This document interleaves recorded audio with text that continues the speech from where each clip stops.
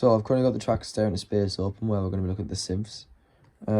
First off, before we get started, all the synths we recorded on the Microkorg XL, which was directed in, or DI'd straight into Pro Tools via my audio interface, just by a mono signal. So we'll get cracked on now. This is the first synth I created, which has ended up being the intro. This is what it sounds like dry. Oh, there we are. This is what it sounds like dry. Let's go back to the beginning. So like a really nice pad synth, which for starting off, I added the 11 Mark II, which I dialed onto the 69 Blue Bass amp model. I did this because I didn't want the risk of putting a guitar cab on and it being like too gritty or having like a little bit of distortion in it. I wanted it to be as clean as possible. I thought, what's the cleanest way? What's the way I can get it the cleanest? Well, a bass amp would be perfect. So let's have a listen to that. For this, I've dialed the treble down and dialed the mids down and kept the bass where it is, creating a really like nice, like warm bass sound. But then like as the track went on, I realised there's way too much like bass and low mids in the track.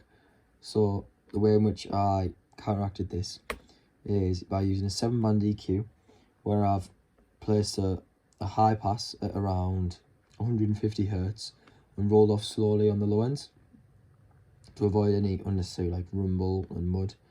The tone was very, very warm, but almost too warm for the mix. So I've dialed down anything below 300 Hz, or anything at 300 Hz, sorry, by about 4 dB.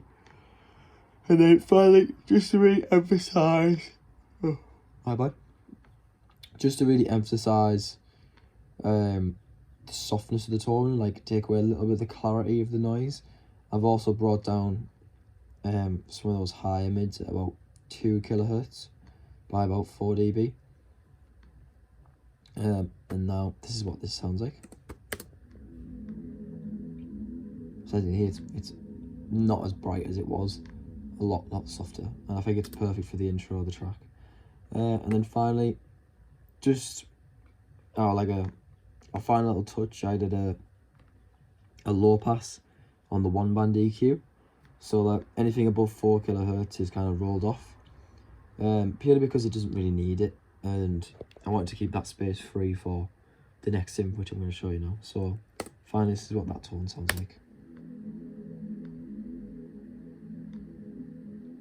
Very, very soft.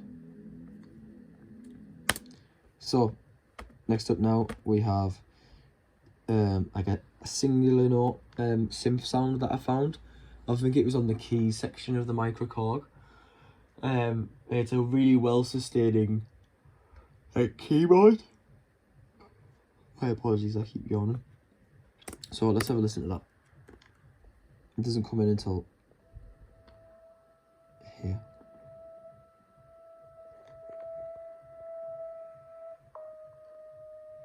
So it has a nice percussive sound, and the way it sustains, I like how the high end almost sounds like ringing in your ears, but it isn't like an unpleasant like ring. And there's a bit of an LFO going on, which is where that like circle of noises, where's it going? Dun, dun. You only really hear it when it plays the slightly higher notes.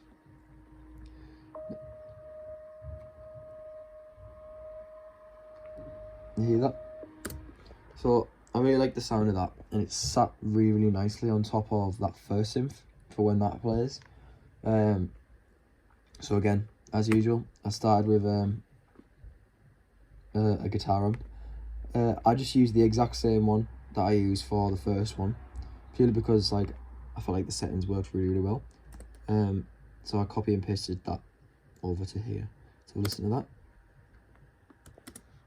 I just cut to a part where it plays.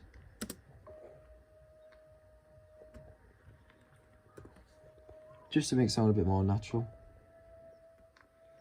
So then from there, I used a Pro compressor to bring the level up,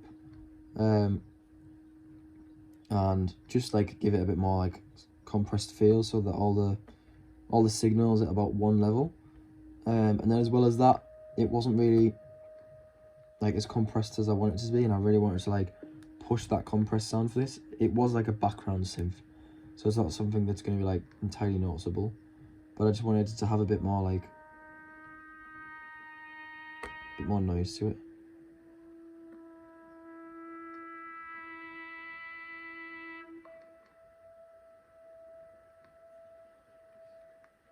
So those little parts there, that noise that you heard was me moving the modulation wheel, which opened up the filter, which is allowing all that like almost like saturated higher end noise,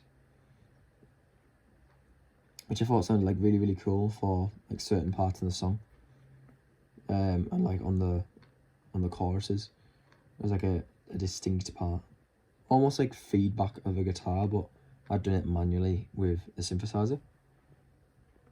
And then finally, as well as this, I added a reverb just to give it a bit more like space and a bit more atmosphere, seeing as though it's not like a chord thing as such. So finally, all together, this is what that sounds like.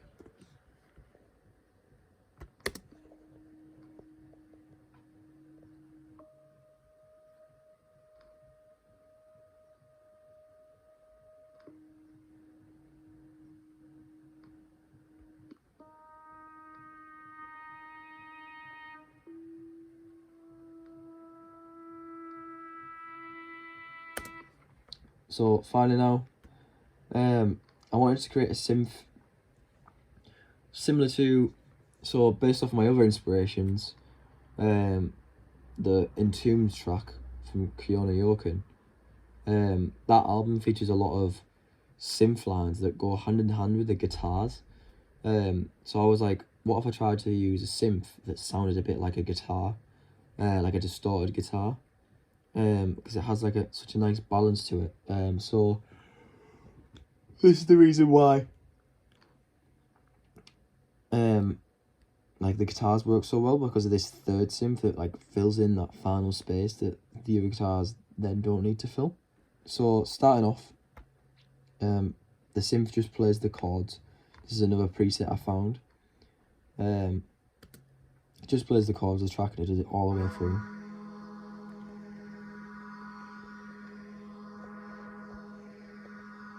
As you can hear, it's like a saw wave, or like something similar. A square wave.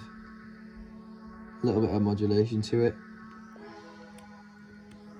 And I just thought it sounded really, really nice. So then I took this sound and I was like, it needs a bit more grit to it, a bit more noise. So just going through the presets, I got to the 69 Tweed Lux. And I played around with that. And as you can hear, that it's dulled the tone a little bit, but it's added a bit like of grit and a bit more warmth to it, which is pretty much what I was going for in trying to add like a guitar cab to the synth sound. Next up now, I used a filter on the top end and the bottom end to really, really darken up the tone. I did this using the 7-band, similar to the way I do with reverbs, but a little bit more of the top end in. And I cut anything below 170 hertz off, and the roll off and the top end begins at about 2.6 kilohertz. As you can hear, it makes it quite a big difference to the tone. Then next up from there, I was like, how can I really push this gritty sound that I was going for? So I opened up the real tape saturator and I selected the lo-fi setting on the machine. Had the drive up quite high and then really pushed the output. As you can hear, it's really changed the sound now. That like sawtooth or that like square wave is like really like fuzzy and gritty now when it plays the chords.